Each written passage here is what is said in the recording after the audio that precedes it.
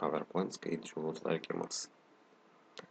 Pradėję daryti skaidrės galite, aišku, jas įkelti ir ar grafiką, ar lentelę, viską, ką tik tai norite. Tarkim, yra insert meniu, čia galite įkelti ar tai paveiksliuką, ar tai lentelę, ar tai netgi fotoalbumą, galite įkelti, aišku, ir tam tikrą, kokį norit, ar tai kvadratą, ar tai stačiakampį, bet ką.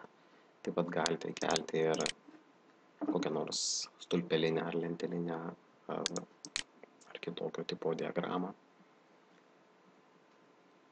Čia galite pasirinkti tiesiog duomenis, įvesti jų vertes, taipogi užvadinti legendą ir aišku, tai padarius jums bus suformuotas grafikas.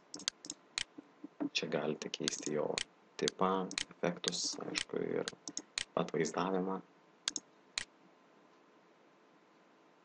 Galite sukeisti datą vietom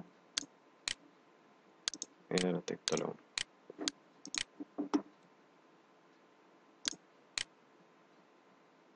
Galite, aišku, keisti ir tipą, tarkim, padarėt tokią diagramą ir užsimanėt skritulinės ir automatiškai iš karto pakeitus tipą suformuojama skritulinė diagrama. Aišku, viską čia galima keisti layout pusėje iš dizaino. Galite pasirinkti, ar tai bus 3D, ar tai bus 2D, ar tiesiog paprasta diagrama. Aišku, čia galite pavadinimus keisti, visko. Galite, žodžiu, visko pridėti ir čia pats raidžių formatavimas, jų efektai, po to